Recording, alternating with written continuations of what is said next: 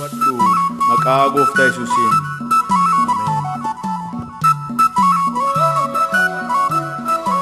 Galanni bara baraa Waaqayyoof haa ta'u. Inni nu gargaaree torbanitti walii wajjin dhufnee sagalee isaa akka dhageenyu akka wajjin waaqeffannu godhe kun Waaqayyo bara baraan ulfaatu. Akkeedha sagalee Waaqayyoo gara mana kee dhufuudhaafi namoonni garaa keessaa qabaatanii si biraa immoo humna argatanii hagammadanidha. Dhufuudhaaf namni yaada qaba, dhaquudhaaf namni baay'ee yaada qaba. Garuu humna isaa anaaf isiniif humna kenna Waaqayyo. Mee ameen kaa. Humna nuuf kenne humna ittiin gara mana isaa dhannu, humna nuuf kenne humna nuyi ittiin tokkummaadhaan walii wajjin isa waaqessinu, humna nuuf kenne warri si biraa humna argatan jedha. Dhaqu baay'eetu yaada. Garuu Waaqayyo humna isaa siif kenne. Mee baga jiraattee dhufte waliin jedhaa nama sin bira jiruun. Baguma jiraattee dhufte. Baga Waaqayyo humna siif kenne waliin jedhaame.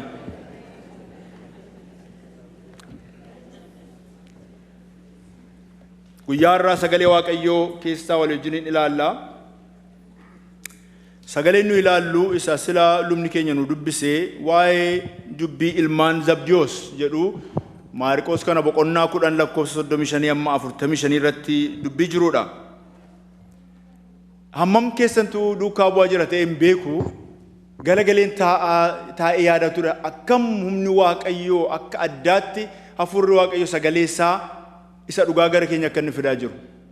Torbanoota arfan shanan kana akka addaatti Maarqosuma kana keessa jirra. Dubbisi keenya lammaffaa Maarqos boqonnaa 9:10 kana keessa jirra. Garuu dubbii gadi fagoo, dubbii gurguddaa, dubbii har'a jireenya keenyaaf ta'u, dubbii tarii haleluuyaa baay'ee of keessaa hin qabne, amiinii baay'ee of keessaa hin qabne, dubbii jireenya keenya nutti agarsiisu, jireenya bartootaatiinitu gaaffii bartootaa kanarratti hundaa'anii obboloonni garaagaraa nu barsiisaa turanii. Eenyutu caalaa nu keessaa jedhanii gaafatan. Waa'ee eenyutu caalaa Gooftaan deebii kenneefi. Nama tokkotu jira inni immoo maqaa keetiinitu hafuura hamaa baasaa jira. Nu garuu isa dhowwinee dhufneedha. Lakkiin dhowwinaa hin gufachiisinaa. Namni maqaa kanaan hojii hojjetu hundinuu kaampii tokko keessa jirra. Nu gar tokko jirra jedheetu barsiisa addaa kenne Gooftaan. Isa booddee immoo waa'ee gaa'elaa gaafatu, waa'ee waliikuu gaafatu. Fariisonni bartoonnis erga manatti galanii isuma gaafachuutti ka'anii maanni inni silatti kun meenuu ibseedhan waa'ee isaas hin baranne. Torbanarraa immoo waa'ee namicha sooressa sanaa baranne. Sooressa sana mootummaa Waaqayyoo hin barbaada garuu qabeenya isaarraa adda boosan barbaanne kana baranne. Bartoonnis mana ga'anii gaafatanii. Sooressoo gaa mootummaa Waaqayyootti galuu mannaati gaalli qadaada limmoo keessa ba'uu wayya jettee kunoo hin danda'amu. Nummoo hundumaas dhiifnee si duukaa buune. Nuuf immoo maaltu ta'a jedhaniitu gaafatu. Gaaffii baay'eetu jira gaa. Gaaffii baay'ee gaafatu bartoonni. Har'a immoo gaaffii ilmaan Zabdiyoos walii wajjin ilaalla. Gaaffiin ilmaan Zabdiyoos kunis waan baay'ee of keessaa qaba. Waan lamaan tokko duwwaa irratti fookasii godhee ilaalla. Namicha tokkotu warra dhagaa falaxu moo dhagaa cabsu dhusa? Warra dhagaa cabsanidha. Dhagaa kana cabsee babbareechee nama hojjetudha. Jireenya isaatti takka hin gammadu. Hojii isaattis hin gammadu, jireenya isaattis hin gammadu. Gaaf tokko utuu karaa deemuu mana namicha sooressa tokko arge. Baay'ee sooressa namni kun. Mana isaa dhaabatee ilaalee namoota gurguddootu keessa guuteera. Mi'a garaagaraa waan babbareedaa guutee jira. Utuman akka namicha kanaa ta'e jedhe. Utuman akka namicha kanaa ta'e waan gaggaarii kana argadhe gurguddoonni mana koo dhufanii jedhe. Utuun ture namichi soorome. Sooressa guddaa ta'e sooressa naannaa sana jiran hundumarra caale. Waan barbaadu hundumaa argate. Gammadee jiraachuutti ka'e. Gaaf tokko yeroo inni karaa ilaalu mootota warra sana keessaatti tokkotu isa barcuma mootii irra kaa'anii namoonni baatanii ulfinaaf baatu baatanii warri isa tajaajilan warri isaaf hojjetanii itti naanna'anii loltuun bitaaf mirgaan fuulduraa booddee itti naanna'aniitu deemu mootii kana baatanii. Namni karaarra jiru beekaanis wallaalaanis sooressis hiyyeessis hin quunnama hin qommaa fi gadi kufeetu nama darbu kanaa sagada ofiishaalii kana. Maali namni hamma kana namni hundumtuu kufee namicha kanaa fi karaa gadhiisu fuula isaa duratti kan kukkufu kun nama akkamiitiin humna akkamii qaba? Utuun akka humna sana argadhe. Booddee isa ta'e namichi takka ture Ofishaalii beekamaa sana ta'e nama biyya bitu ta'e hundumtuu baatee namicha kanattiin deema magaalaa keessa deemu hin nyaachisu hin obaasu loltoonni wannoon namni magaalaa jiru hundumtuu karaa gadhiisaa fi karaa garsiif garanaatti kufanii dabarsu namicha kana hin gammade jireenya isaatti. Gaaf tokko baay'ee guba ture bona ture aduun baay'ee gubdii ol ilaalee ittiin tolle dhanna isaa kanatti baay'ee guba sababii tureef. Ol ilaaleetu aduu gaafa laalu maali aduun kun akka humna qabdeedha. Humni aduu kana humtuu isheen daangessu gadi buutee asitti akkas nama gubdi. Humna ishee keessa jiru. Utuun akka aduu kanaa ta'e jedhe. Anis humna guddaa argadheedha. Aduu ta'e namichi. Aduu ta'eetu waan hundumaa lafarraa gubuutti ka'e qotee boloonni abaarutti ka'anii maaliif waan illee gube. Aduu humna guddaadhaan of agarsiisutti ka'e. Ani gaa hunduman caala dheessaa taa'utti rummoo gaaf tokko wanti gurraachi guddaan tokko dhufeetu uffise lafatti. Maali kun jennaan duumessa gurraacha guddaadha humna guddaa keessara. Maali humna koo inni dhaabutti jiru kun maali? Duumessa humna guddaa qabu. Duumessa na caalee akka ifni koo gad hin buune godhe eeyyee. Humna duumessa kana keessaa utuun akka duumessaa ta'e jedhe. Gaafa laalu namichi takka ture duumessa gurraacha humna guddaa qabu ta'e. Waan isa jiru hundumaa kaasaa mana kukuffisaa waan dura jiru hundumaa buqqisaa humna isaa agarsiisaatu darbe. Amma gaa kan akka kootiin jiru jedhe. Iddoo tokko gaafa ga'u garuu humna guddaadhaan utuma deemu gaafa laalu waan tokko hin tocho'u iddoo isaati. Qilleensi kun waan hundumaa mancaasaa deema iddoo tokko gaafa ga'u tocho'uu dide wantichi. Maalumaa inni humna koo caalu humna guddaa kana kan caale iddoo isaa dhaabatee jiru kun maal inni jedhe. Gaafa laalu dhagaa guddaa kattaa guddaa tokko arge. Qilleensi sochoosu. Humna dhagaa kana keessaa jedhe. Utuun akka dhagaa kanaa ta'e dhagaa akka kattaa guddaa kanaa ta'e hin ta'e namchichi. Dhagaa ta'e homtuu isa biraan darbu homtuu isaa iddoo isaatiin butu ammoo kan akka kootiin jiru jedhe. Utuma taa'u gaaf tokko sagalee wayii dhaga'e. Sagalee wayii dhaga'e sagalee burruusa wayiitiin waa goggodhan tokko dhaga'e. Maal jedhee dhagaa kattaa guddaarraa yeroo namichi kun kattaa ta'eera yeroo si gadi ilaalu nama burruusaanii dhagaa kana cabsu arge. Of arge jechuudha. Iddoo silaatti deebi'e jechuudha. Nama nagee hin beekne gaa nama ambiishinii guddaa qabu tokko yeroo dhufu isa kana utuun ta'e isa sana utuun ta'e dhumarra teessa ga'ee of arge lafa jalqabe sana dhaqee of arge. Waa'ee gaaffii ilmaan Zabdiyoos yeroo ilaallu mata duree dorgommee ofittummaarraa of eegi jedhu irratti gaggabaabsinee sagalee Waaqayyoo ilaalla. Dorgommee ofittummaa dorgommee akka namicha kanaa nagahee hin beekne dorgommee akkasiitu mul'achaa ture. Fedha cimaa ofittummaa irratti hundaa'e selfish ambition. Fedha guddaa akkasiitti nagaheen kan keessatti hin argamne ambitioniin jechisaa kuni wordiinsaa ruutiinsaa laatiin irraa dhufe. Akka biyya kana amma sirriitti arginu anaan na fo'aa anaan na ilaalaa ana sinii wayyadhanii isaa ganda keessa deemanii vootii bitatan achirraa dhufe jechisaa. Ulfina argachuudhaaf beekamuudhaaf ambitioniin kun achirraa dhufe. Dhiifama gaa ambitioniidhaan tokko immoo aspirationiin immoo akka waa hawwuuti akka waa abdii wayii barbaaduuti walitti nufu lamaansaa. Inni ambitioniin kun nageen jedhu warri psychology dubbatanii the psychology of ambition jedhanii yeroo lafa kaa'an maal jedhu namni ambition yookiin immoo fedhaa cimaa ofittummaa irratti hundaa'ee nagee jechuun beeku. Yeroo tokko bira darbu tokko argatee harka keessa galfatee gara biraamuu barbaaduudhaaf adeemaa jedha. Ofirratti hundaa'aa jechuudha self centered jechuudha. Ofiisaa irratti hundaa'ee adeema. Gaaffiin ijoollee ilmaan Zabdiyoos kun gaaffii guddaa gadi fagoo nu mataan keenya har'a keessa teenyee keessatti of arginuudha. Gaaffii baay'ee gaafatu. Dukka buutota bartoonni gaaffii gaafatu. Amalli bartuu maali? Amalli barataa gaarii maali? Gaaffii gaafata. Speculating godhanii oolfumaa lafa kaasanii odeessan gaaffii gaafatu Yesuusiin gaaffiin inni kun immoo gaariidha kun immoo hin ta'u waan ta'edhan hin jiru. Gaaffiidhuma gaafatu gooftaan hunuma deebisaaf. Nuyi egaa gaaffii isaanii keessatti har'a of argina.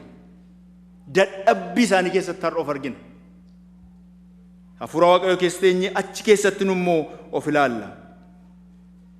Gaaffiin ilmaan Zabdiyoosi obbo Zabdiyoos jenna. Obbo Zabdiyoos jechuun kennaa jechuudha yookiin immoo kennasaadha. Obbo Zabdiyoos obbo kennasaa jechuudha.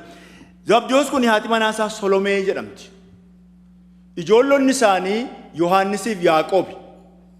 Jireenyi kan isaan ittiin jiraatan maal jennaatanii jireenya qurxummii qabuuti. Kanaaf bizinesii guddaa qabu, horii guddaa qabu, nama iyyuu qaxaranii hojjetuudha sagalee Waaqayyoo. Gaaf tokko Yesuus yeroo ijoollota isaa kana waamu ijoollonni isaa bizinesii hundumaa achitti dhiisanii qabeenya dhiisanii qurxummii qabuu dhiisanii bidiruu isaanii dhiisanii abbaa isaanii dhiisanii deemanii Kiristoosiin dukka. Sagalee Waaqayyoo obbo Zabdiyoos gooftaa fudhachuu isaa lafti nutti hin jiru. Gooftaa duukaa buusan kan nutti hin jiru.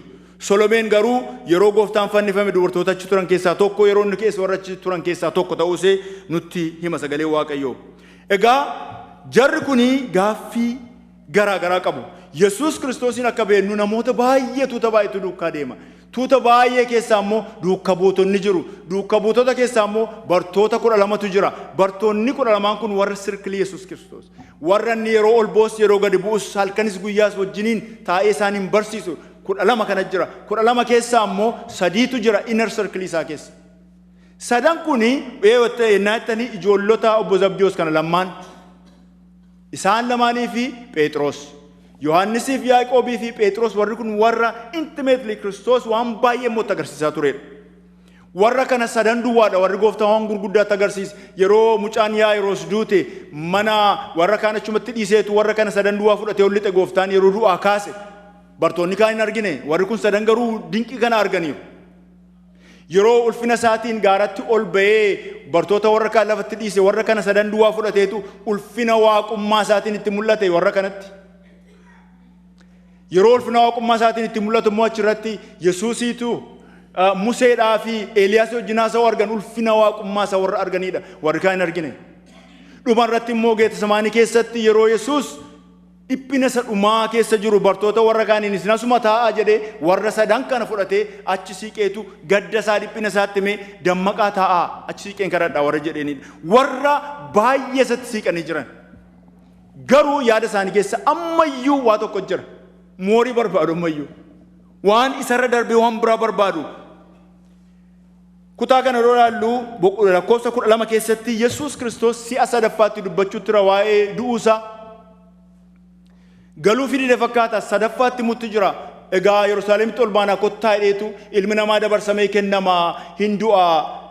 Guyyaa sadaffaatti garuu du'aa ka'aa jedhee itti hima. Baay'ee kan nama dhibu waa'een dhiphina isaa isaaniin hin dhimne. Waa'een inni du'aatti adeemu isaa isaaniin hin dhimne. Kan isaan hin dhibee jiru waan tokko gurra isaanii keessa kan lixee guyyaa sadaffaatti du'aa ka'a. Isatu isaan keessa jira kanaaf Yesuusin fiiganiitu utuma deemanii dhaqanii gaafatanii. Waanuma nuyi si gaafannu yookiin waan nuyi si kadhannu hundumaa tole nuun jedheedhan. Hiikaan kun hundumaan jedhu hiikaan kaan hundumtuu afaan garaagaraatiin hundumaadha. Blank check nu kennachuudhaan waanuma nuyi si gaafannu hundumaa tole nuun jedheedhan. Yesuus maal feetaniidhe maal akkan isinii godhu feetaniidhe isaaniin gaafate. Maatiyos boqonnaa 20 irratti immoo yeroo ilaallu ijoollota kana lamaan kan miti kan gaafateedha. Solomee haadha isaaniitu dhiyeesse Yesuusitti. Solomee dhiyeesse gaaffii kanaa. Laalaa egaa bartoota 12tu jira. Bartoota 12 kana keessaati warra kana lamaan duwwaatu dhaqee gooftaatti dhimma akkasii dubbata. Mareen dhoksaatti ta'e moo hin taane? Meetaa laalaa dubbii kana maaddii tokkorraa nyaatu wajjiniin dhugu wajjin nyaatu wajjin ba'u wajjin galu iddoo tokko bulu rakkina hundumaa wajjin argan Yesuusin duukaa wajjin lama garuu keessaa ba'anii haadha isaanii wajjin maree jalqabanii mareen mancaasu idduma tokko jalqaba. Har'as mareen mancaasu idduma tokko jalqaba. Maree dukkana keessa mari'atanii kottaa jedhan egaa kottaa midhanneetti isin eegaafannaa. Utuu gara Yerusaalemitti adeemaa jiran lama keessaa ba'anii haadha isaanii wajjin dhaqaniitu gaaffii kana dhiyeessan gooftaadhaaf. Secret discussion. Dhoksaatti maree jira. Warra kaan irraa adda ba'anii dhoksaatti maree. Mareen dhoksaa waldaa diigeera. Mareen dhoksaa waldaa diiga. Mareen dhoksaa mana iyyuu hin diiga. Maatii iyyuu hin diiga. Mareen garaa dhoffatanii waa yaadu kana godha. Sagalee Waaqayyoo lafa hafuurri qulqulluun jiru birmadummaa guutuutu jiraadha. Mareen dhoksaatti yeroo ta'u birmadummaan hin jiru jechuudha. Afurri qulqulluun hin jiru jechuudha iddoo sana. Maree dhoksaa kana mari'atan jirri kun maaliif ambition isaaniitu yookiin immoo fedha cimaa qabu selfish ambition. Warra kaan dafanii gatanii dhaqanii gaafatu. Sagalee Waaqayyoo waa'ee fedha cimaa kana selfish ambition jennu kana waa'ee kana dhummisaa badiisa akka ta'e baay'ee akka gaariitti nutti dubbata. Sagalee Waaqayyoo dubbiinsaa waaqummaa bantii waaqaa keessaa jalqabeedha. Yeroo seexanni of bokossuutti ka'achi jalqabeedha. Isaayyaas boqonnaa 14 innaa dhaqanii ilaaltan akkamittiin gooftaan akka seexana gad darbate iddoo sanaati. Bifa maaliitiin seexanni waa'ee seexanaa kennu dubbachuu ture iddoo kanatti. Amma yeroo hin qabnu malee Hisqeel boqonnaa 28 innaa dhaqanii ilaaltan selfish ambition. Ergamoota hundumaa gararraanni ture seexanni kun gubbaanni taa'ee ture. Akkeedha sagalee Waaqayyoo. Ati akkasuma hin jetteedha. Ani akka kiruub eegduu isaa dibameetti sin dhaabe ati tulluu koo isa qulqullaa'arran teesse ati dhagaa ibiddaa gidduus hin deddeebita turte. Baay'ee natti siqxee turte. Ati gaafa uumamtee jalqabdee hamma jal'inni sirratti argametti adeemsa keetti mudaan qabdu turte. Garuu ati sababii nagadi kee guddaa bal'ateef jal'inni si keessa guute cubbuus hojjette. Kanaaf ani tulluu Waaqayyoo irraa akka wanta xuraa'aatti gadi si darbadhe lafa jalatti dubbata sagalee Waaqayyoo. Selfish ambition dhummisaa maal fida? Badii fida. Achi gubbaatti jalqabe egaa. Namoota baay'ee sagalee Waaqayyoo nutti dubbatu keessaati mee ilmaan Daawit keessaa tokko laalla. Abishaaloom namicha jedhamu tokko. Absalaam yookiin Abishaaloom. Abbaan nagaadha jechuudha. Shaloom abbaan nagaadha jechuudha. Garuu namichi kun abbaa wajjin nagaa hin qabu. Abishaaloom kun namni bareedinni mataa isaatii amma miilla isaatti namni akka isaa bareedu hin jiruudha Israa'el keessa. Garuu Abishaaloom kun waan tokkotu keessa isaa jira. Ilma mootiiti. Paalesii keessa ta'a. Jireenya ijoollee mootii jiraata. Ijoollee isaa warra dhiiraa keessaa sadaffaadha inni kun. Garuu yaada isaa keessa waan tokkotu jira. Obboleessuma isaa sababii ajjeeseef dubbiin isaa gadi fagoodha. Obboleessaa ajjeesee baqate egaa Yerusaalemii ba'e. Waggaa lama fagoo taa'eetu booddee abbaan isaa kun immoo araaratti agarsiisnaan deebi'ee Yerusaalemitti deebi'ee galee Abishaaloom. Yeroo dhufee galee taa'ee garuu abbaan kun atti araarame gadi of qabee hojiin jalqabne. Taa'ee waa buusuutti ka'e waa baasuutti ka'e maree dukkanaa jalqabe. Namoota 50 filate. Israa'eloota keessa namoota 50 filate. Namni kun baay'ee tattaafata. Ganama shuubiqa. Farda isaa hidhatee gaangoo isaa fudhateetu isa dhaqaa karra Yerusaalemitti galchuu bira dhaqee taa'a. Iddoo sana taa'eetu namoota himachuu dhimma garaagaraa mootichatti himachuu dhufanii taa'ee dubbisa. Barcuma dhaabbatee namoota 50 isaa hojjetan qaba. Warra maree dhoksaatti godhan kana qaba. Isaan wajjiniin taa'eetu dubbata. Namoonni gaafa dhufanii gaaffii dhiyeeffatu maali mee eessa dhaqxaa mootii bira naqa maal dhimmi kee maaliidha? Dhimma isaatuun ilaalanii haqqii qabdati dhuguma haqaan kan qabda dhuguma dubbiin tette kun dubbiidhuma sirriidha qajeelaadha. Maal goota ree garuu mana mootummaa keessa namni si gargaaru hin jiru. Utuunan abbaa firdii ta'eera ta'edha. Kana guyyaadhuma guyyaatti godha yeroo namoonni dhufanii achirraa lafa taa'uu ka'eetu yeroo isaan miila isaatti kufanii ol qabee haammatee dhungatee itti of mi'eessuutti ka'e egaa namootatti. Namootatti akka gaariitti of dhiyeessuutti ka'e. Ana sinii wayyaa abbaan koo kun ofumaa fi jedhe. Yeroo booda garaan Israa'el guutummaan gara Abishaaloomitti galagaleedha sagalee Waaqayyoo. Maaliin? Maree sobaatiin, maree jal'inaatiin garaan saba Israa'el Daawitiin isee Abishaaloomitti galagale. Yerusaalemuma keessaa iyyuu sagalee Waaqayyoo egaa seenaa macaafa Saamu'eel isa lammaffaa boqonnaa 15 innaa ilaaltanii Yerusaalemuma keessaa iyyuu namoonni 200 ammoo jedha. Waa'uma isaatu hin beekin. Dubbiidhuma isaatu hin hubatin. Waamamaniidhumaaf garramummaa marraa kan ka'e jedha. Abishaaloomiin duukaa deemanidha. Addatu hin baafatin. Maaltu ta'etu hin jedhin namoonni 200 achi adeemanidha. Garramummaan ba'anii Abishaaloom wajjin deemanidha. Abishaaloom abbaa isaatti bobba'e egaa. Lola guddaa bane egaa. Hamma abbaan isaa kophee illee tuun kee'atiin Yerusaalemiin miilla duwwaa ba'utti ga'e.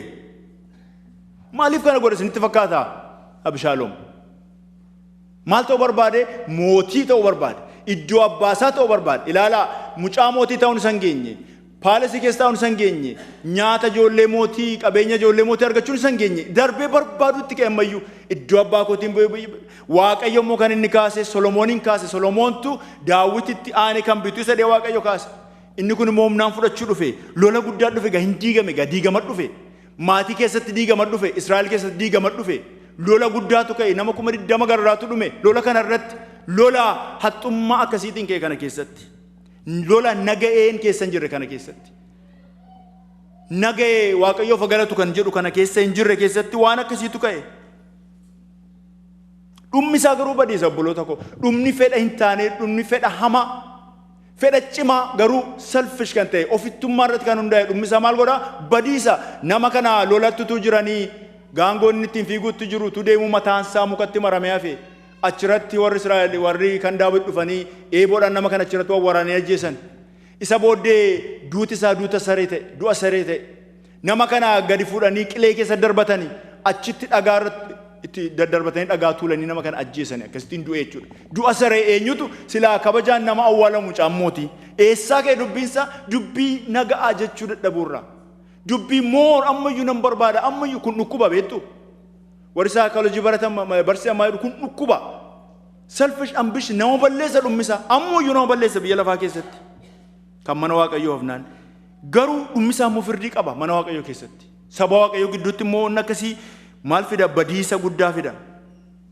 kanaaf jarri kun egaa warri kun sadan warra nama isinitti hime ijoollonni Phexros fi ijoollonni obbo Zabdiyoos kun maa inni Yesuus siiqanii jiru eenyu caalaatti siiqanii jiru waan gurguddaa arganiiru ammayyuu garuu waa barbaadan kanaaf hundumas amma Phexrosin inni san lamaan sana du'a maratanii gaadhaqanii gooftaa waan nu si gaafannu tole nun jedhe gooftaan immoo maal barbaaddu jedhe ulfina keetti yeroo jechuun yeroo duutee du'aa kaatu sana tokko mirga kee teenya tokko immoo bitaa kee teenya too hin bittaa gaa biyya lafaa irratti bittaa mootummaa kee keessa dhaabbatta waa isaan yaadutti jiru Yesuus waa'ee du'a isaatti mutti jira isaan waa'ee isaa wajjin bituu yaadutti jiru ati pirezidaantii taataa nuun immoo piraayim ministeerii nu godhadhu mee garasiif garanaa ni gaa nun kurra isa booddee jechuudha waa'ee mataa isaanii irratti hundaa'anii jarri kun gaaffii akkasii gaafatan kanaaf Yesuus waama gaafatanii yuun beektan waama kadhattanii yuun beektan isin jedhe inni waa'ee du'a isaatiif gadda isaanii agarsiifne iddoo kanarratti waan kadhatan hin beektanii waggaa 3 wajjin rakkateem waggaa 3 barsiiseem waggaa 3 nama hundumaa keessaa baasee waan baay'eetti agarsiise ulfina isaatti agarsiise dinqii gurguddaatti agarsiise isaanii akka isaan dinqii hojjetan godhe kun hundinuu hin geenye Yesuus guyyaa muraasa isaa fiduudhaaf guyyaa muraasatu isaa hafe amma gaa maal godha maali jaratti anutuun filachuudhaa baadhee maaliif warra akkasii kana filadhe maalumaaf naqee warra qurxummii qabdoon warra sammuun isaanii banaa warra barataa warra Yerusaalemin jiran tun naqee fudhadhe hin jenne gooftaan he took responsibility argitu dhibbatti itti gaafatama baraniiru barsiiseera waggaa 3 raawwatee amma inni du'uudhaaf jira guyyaa muraasatu saafee galagalee garuu jara kana dhabaarres hin sookkaanes hin jibbines hin gaabbines gooftaan no akkam laataa do we take responsibility waan goon hundumaatti eeyyee ana godhe eeyyee ana balleesse eeyyee ana jechuu dandeenya mucaa tokkotu jira mucaan kun mucaa baay'ee beektaniidha isinis baay'ee ola deemaa mucaa ola deemaa baay'ee ergama namootaaf selfless ofumarraa way hundumaatiif ergamaan iyyuu baay'ee ergadheera mana keessan hunduma keessan bira jira mucaan kun yeroo barbaadan itti waammattanii ergattu lafa sinnaxxan isinii lafa sinjattan isinii dhaqa haadha manoota baay'ee gargaareera kan akka isaan jiru abbaa manoota baay'ee gargaareera kan akka isaan jiru ijoollee iyyuu gargaareera waldaa kiristaanaa wantoota gargaareera warra geggeessan iyyuu gargaareera warra hawaasa geggeessan gargaareera warra siyaasa geggeessan gargaareera baay'ee gargaara mucaan kun maqaa isaa isinitti himu tajaajilli isaa garuu akka namni dadhabaa ta'u godhee nama fixe akka namni itti gaafatama isaa aanatu itti gaafatama hin jenne godhe maqaan isaa isinitti hima maqaan isaa utuudha utuu beektu mini utuu abalufaan iddoo sana taa'ani bara sana utuu obbobaluu addabaluu achitti daggala sanatti achutu akseen akkasin goone ta'e bara akkas goone akkasitti jaare sanatu abalufaan akkasin goone ta'e waa'ee waldaa kiristaanaatti gaar utuu abalufaan akkas gochuudha baatanii mana keessatti nama gargaara utuun warra hawaasa geggeessaniif baay'ee gargaara utuun warra siyaasa geggeessaniif immoo maqaan isaa jaalutuudha jaalutuun kuni ilaa bara sana utuu akkas ta'e we never take responsibility itti gaafatama fudhachuu nu barsiisutti gooftaan jara kana maal waggaa 3 wajjin dhama'e maal isheen jedheetuun gaabbine gooftaan itti gaafatama guutummaa fudhate utuu har'a xurataa baafnu kaane haboo miti jireenya keenya keessaa mee haboo utuun kun then we take responsibility isa booddee anatu balleesse anatu itti gaafatama naa dhiisaa siyaasa keessatti hawaasa keessatti waldaa keessatti gaa'ila keessa ana naa dhiis jechuu danda'u taking full responsibility Yesuus gaaffii isaanii keessatti dhukkuba tokko arge dhukkubni inni arge maqaan isaa mee dhukkuba maayopiyaa dhukkuba dhubeettu miti maayopiyaan kun dhukkuba ija fageessee arguu hin dandeenye short sighted ta'uun maayopiyaadha maqaan isaa ija fagoo fageessee arguu hin dandeenye dhukkuba kana keessatti arge maaliif inni waa'ee isa bara baraa dubbachuutti jira inni waa'ee du'a mo'ee ka'uusaa inni kun immoo isaaniif jireenya bara baraa akka kan dubbachuutti jira isaan immoo yeroo kaatu wajjiniin binna kaa jedhanii sammaa sa'utti jiru isi harrumee sa'utti jiru isaan gooftaan isa bara baraa sa'utti jira yaadi isaanii walitti hin dhufne yaada wal jifatu inni isa bara baraa isaan sammaa sa'utti jiru yaadi koo akka yaada keessanii miti karaan koo akka karaa keessanii miti akka waaqni walirraa fagaatu maal ta'adha walirraa fagoodhaadha miti waaqayyo Yesuus achitti inni itti dubbatuuf inni isaan qopheesseef inni isaan itti deebisan walumatti dhufaan jiru garuu hin ifanne garuu na baarre yaada isaanii kana maayopiyaa dhukkuba isaan qaban kana qalbiitti sirreessuuf itti ka'e akka ijoolleetti guddisan jechuudha akka ijoollee biyya kanaa itti guddifnuuti akka biyyaa miti biyyaa yoo dogoggorri jiraate maal ta'a shaxxee dhufa miti kaballaa dhufam ijoolleetti asiitti yoo namni dogoggore ijoolleen dogoggorte hin dogoggorte sirrii miti hin jedhan gaaffiidhuma see fudhanii baay'ee gaariitti deebiftee ammatu mola xinnoo see akkas gooteeti encourage godhum ammatu xinnoo immoo akkas gooteeti baay'ee magaarii ta'adha maal gaaffiin akkasii yookiin maal hojiin akkasii jedhanii mataa rukutan ijoollee ammatu akkas gooteedhanii sirreessu gooftaa Yesuus waan akkas godhe fakkaata qalbiitti fuudheetu qalbiitti yaada isaanii kana isaaniif sirreessutti ka'e gara fannootti yeroo deemu dhiifama gochaa jaallachaa guyyaa muraasa qabaam ammayyuu jara kana sirriitti karaa isa sirriirra buusaa utuu jara nifatin utuu jara nabaarin utuu jara balleessin karaa isa sirriirra isaan buusaatu adeemutti ka'e gooftaan gara dhuma jireenya keenyaa yeroo geenyu akkamitti fixuu barbaanna nuyi gooftaan gara dhuma jireenya isaa yeroo ga'e akkas godhe gaa jaalalatti agarsiise wallaalummaa isaanii fuudhee qajeelchee sirrii galchuutti ka'e dhiifama gochuutti ka'e kana hundumaa gochaatu gara fannootti adeeme gooftaan What about us? No laata. Nu bara dhuma jireenya keenyaa gaafa geenyu akkamitti dabarsuu barbaanna? When we know the time is coming, akkamitti dabarsuu barbaanna biyya lafaa irratti? Hundumaa jaallachaa, isa akka ijoolleetes jaallachaa, isa wallaalaas jaallachaa, isa beekaas jaallachaa, lafa dabeetti sirreessaa deemna moo rukutaa makaan akka jarri kun Prime Minister ta'uu barbaadanii kan. Namicha tokko sareetu ciniine waa irraan dubbisee saree ciniine nama kana sareen ciniine mana qorichaa dhaqe mana qorichaa yeroo dhaqu dhukkubi kee kuni hin fakkaatu sareen si ciniine kun dhukkubsataadha jedhan jechuun saree maraatuudha miti biyya keenya saree maraatuudha kanaafi yeroo sanatti immoo dhukkuban qabu wanti kun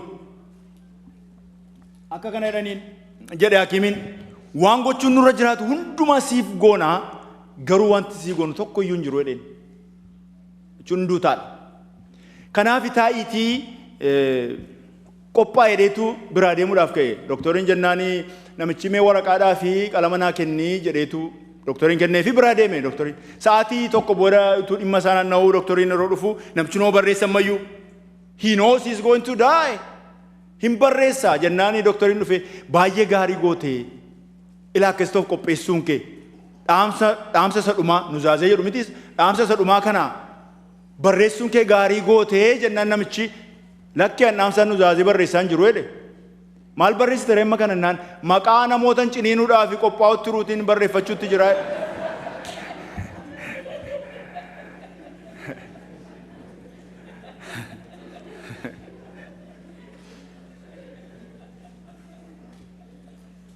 Akka kanatti jireenya isaa fixuudhaaf qophaa'e namichi kun.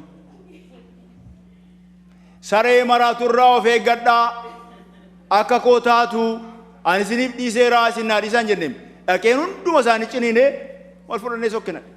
Selfish ambition. Waaqayyo nu haa eegu.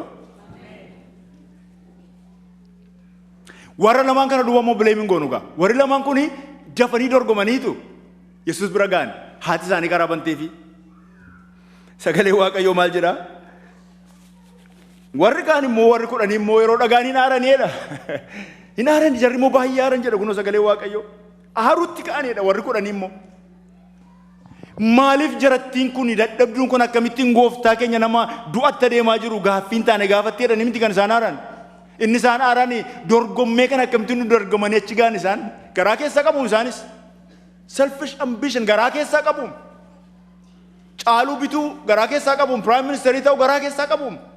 Caccabsanii isa kaan bituu nutu gooftaatti dhiyaata seen kaan gatiin qabdu nutu beeka kaan hin beektu.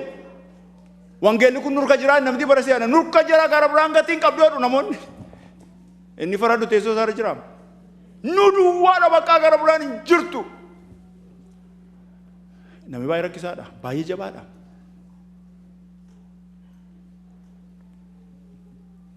Hin aaranii warri kudhanii kun maal jedhanii aaranii gaa gooftaan hin arge gaa aaruu isaanii. Nu darbanii ta'uudhaaf jarri kun iddoo qabatanii bakka maal goonaan gooftaan Yesuus akkas godhe aaruu isaanii argeetu ofitti waameedha. Ofitti waama gooftaan yeroo namni dadhabu yeroo namni aariin taane keessa galu yeroo namni fedhiin taane gooftaan balleessee hin gatu fideetu kottumee isin barsiisaadha. Jara kana waa ofitti waamee takka jedhe gooftaan ilaa innis hin jettan kun jedhe gaa. Ilaalame dubbisa sanumaatti dubbachuutti raam. Du'uudhaaf deemutti jiraam. Innis hin jettan kun kan biyya lafaati. Innis naasoftaan kun ilaa mootonni biyya lafaa warri biyya lafaa kun caccabsanii humnaan bitu humna isaanii agarsiisu biyya lafaatti sirriidha kun. Fedhii akkasii qabaachuun sirriidha kun. Mootummaa Waaqayyoo keessatti garuu yookiin immoo isin gidduutti garuu akka kana miteedha. Isin gidduutti dheetu isa lubni keenya yeroo darbe torban afurarraa nu barsiisanii eenyu caalase jedhu san isuma deebiseetti dubbate gooftaan amma sirra deebi'am. Mootummaa Waaqayyootti akka kana miti mootummaa Waaqayyootti yoo caaluu barbaadde gadi jedhi yoo dheerachuu barbaadde gabaabbadhu yoo fuuldura dhaabachuu barbaadde booddee dhaqi yoo hundumaatiif gooftaa ta'uu barbaadde hundumaatiif hojjetaa ta'i. The way up is down jedheetu ammas jara kana fuudhee barsiise. Dhumarratti garuu kan saatti mega isa nuyi mission statement Yesuus Kiristoos jennu. Maatiyos boqonnaa 10 lakkoofsa 45 irratti mission statement isaatiin fixe gaa ilmi namaa jedha. Nama hojjechiifachuudhaaf dhufe miti namootaaf hojjechuudhaaf dhufe malee furii namoota baay'ee ta'e lubbuu isaa kennuu dhufe malee I came to serve and die. Kanuma mission statement isa lafa kaa'e gooftaa Yesuus Kiristoos. Aarii isaanii kan sana keessatti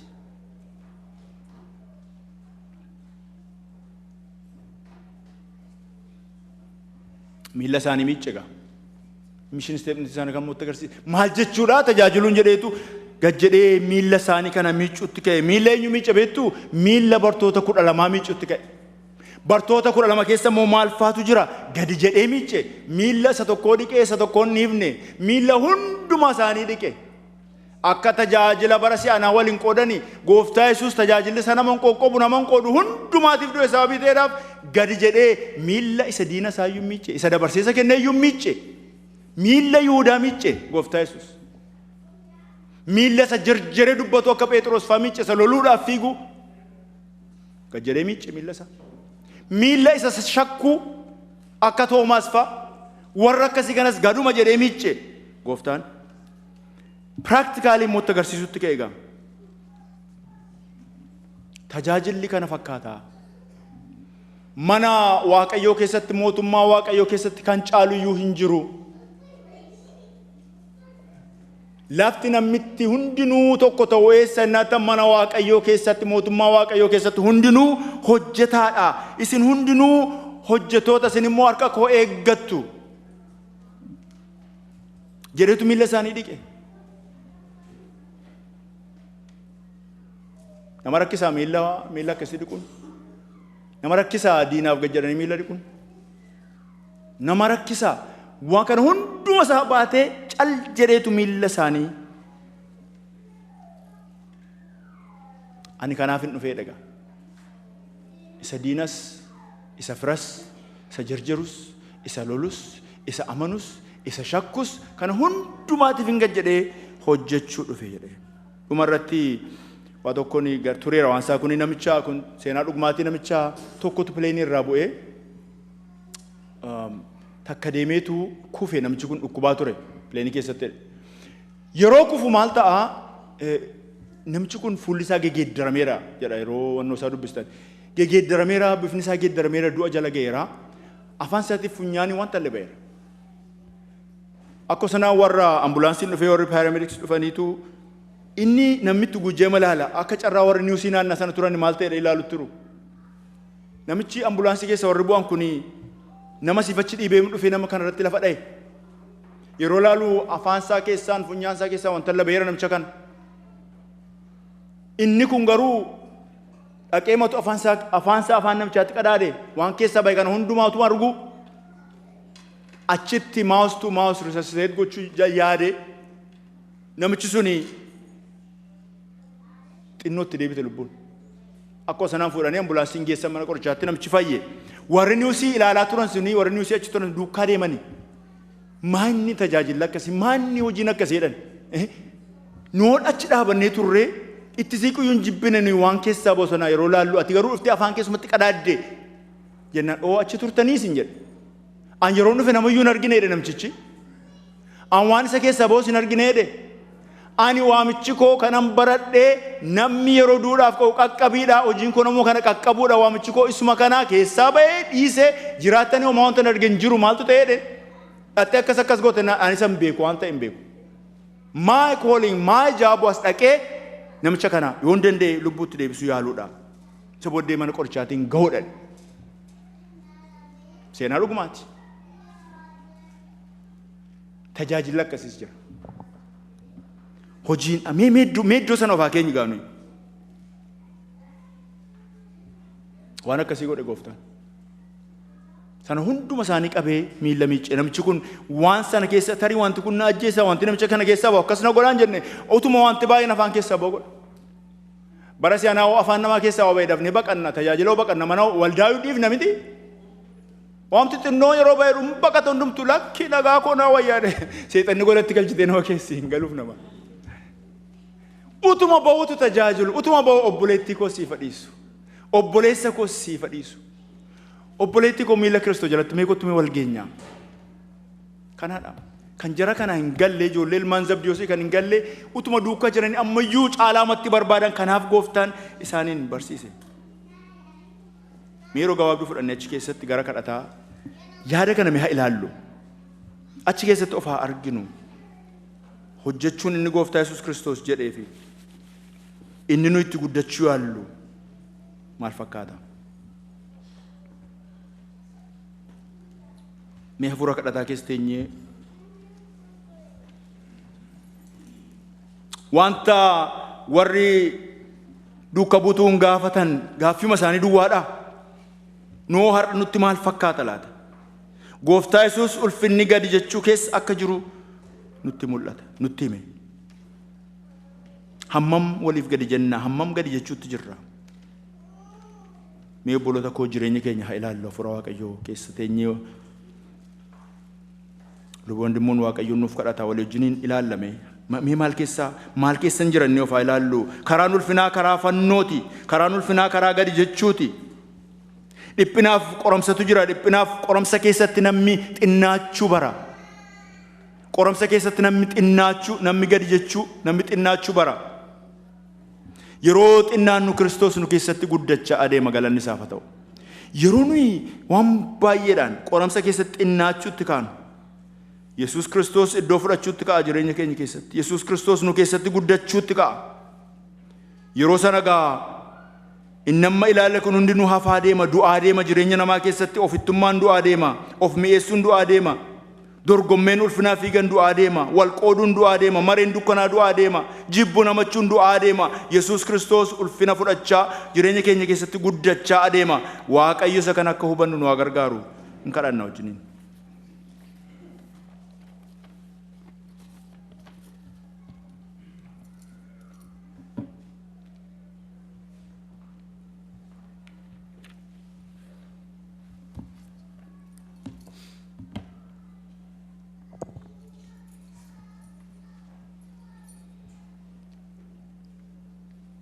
Iddoo teenyee jirru ol kaanee dhaabannee Waaqayyoon kadhanna.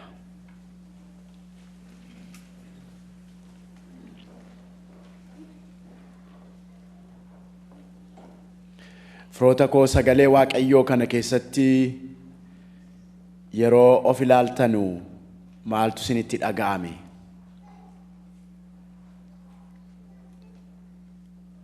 Maal ilaalaa jirtu? Iddoo kamiin ilaalaa jirra?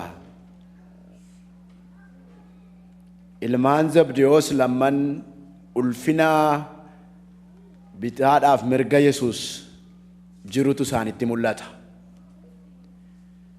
Ulfina sanar mootichi gaafa dhufee mootummaa Israa'elii deebisu mirga isaaf bitaa isaa taa'utu isaanitti mul'ata. Yesuus Kiristoos garuu nama tajaajiluu dhufe gad of deebisee wanti Waaqayyo isinirraa anarraa barbaadu ulfina ija keenyatti mul'atu duukaa fiiguutu hin taane anaaf jedhee mana abbaa haadha obbolaa kan dhiise inni mootummaa Waaqayyootti dachaa dhibban argataa inni jedhu sagalee Waaqayyoo isa inni Waaqayyo nurraa barbaadu. Ulfina keenya akka dhiifnuuf Waaqayyo nu haa gargaaru. Ulfina isaa ulfina Waaqayyoo fudhatee gara biyya lafaa abbaa biraa ulfina tuu qabuu dhiisee dhufe Yesuus Kiristoos biraa wanti nurraa eegamu ulfina keenya illee dhiifnee nama warra kaan ofirra caalchifnee akka yaannu barbaada Waaqayyo. Gadoof deebifnee akka isa tajaajilluuf nu haa gargaaru. Waamicha dinqiidhaan nu waamte Gooftaa. Waamicha ati nu waamte waamicha ittiin ol qabamanitu hin taane waamicha ittiin of saaxilanii iddoo rakkinaa keessa seenanii nama oolchuuti. Waamicha ittiin ulfina itti aggaaman tokko bira ga'uudhaafi namoota warra kaan keessaa dhoksaatti maree godhatanii qopheeffatanii ittiin adeemanitu hin taane yaa Waaqayyo waamicha ati nu waamte waamicha warra kaan oolchuudhaaf iddoo ulfinaa sanaa akka namoonni warri gad deebi'anii jiranu ka'anii taa'anii fi tajaajila kennuudhaaf nu waamte. Kana ofirratti hin argine yoo ta'e nutti araarami. Iddoo ulfinaa akka ati jireenya keenya keessatti argattutti namootaaf waan gaarii akka hawwinu nu gargaari. Iddoon ulfinaa marcumni ulfinaa jireenya keenya keessaa sii kennameera yoo ta'e namoonni iddoo gaarii akka qabaatanu jireenya keenya keessatti nuuf taasisi. Hallelujah. Hallelujah. Galanni siif haa ta'u. Hallelujah. Yesuus Kiristoos jireenya kee keessatti ulfina argateera yoo ta'e namni si biratti iddoo ulfinaa qaba. Hallelujah. Gooftaa Yesuus Kiristoos iddoo ulfinaa jireenya koof jireenya keessan keessatti qabateera yoo ta'e inni ulfina caaluudha nuuf. Iddoon gaariin nutti mul'atu kan warra kaaniiti. Jara lafaa kaasnee irra kaa'uudhaaf Waaqayyo nu haa gargaaru. Waaqayyo kan itti barbaaddu iddoo dhumati nu keessa teenyee akkasiif hojjennudha. Warri mana kana keessa jirru hundi keenya duuka buutota keeti. Namoonni warri iddoo dhabanii iddoo akka argataniif namoonni warri gaddeebi'oon akka ol qabamaniif, namoonni warri kufan akka ka'aniif akka hojjennu nu gargaari. Ulfinni keenya mirga keef bitaa kee taa'u miti. Ulfinni keenya namoonni warri iddoo hin qabne iddoo akka argataniif gatii baasuudha. Isa kana akka arginuuf ija keenya nuu bani. Ulfinni keenya warra gaddeebi'oon warri waan garatti goran wallaalanii akka isaanii furmaata argataniif hojjechuudha. Ilmi namaa dhufeera oo tajaajiluudhaaf malee tajaajilamuuf miti. Waaqayyo wal tajaajiluu akka dandeenyu nu gargaari. Waaqayyo saba keenya tajaajiluu akka dandeenyu nu gargaari. Amantoota tajaajiluu akka dandeenyu nu gargaari.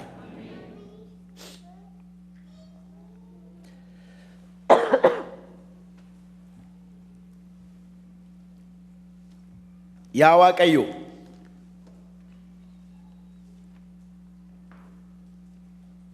ulfina kee eeguuf jecha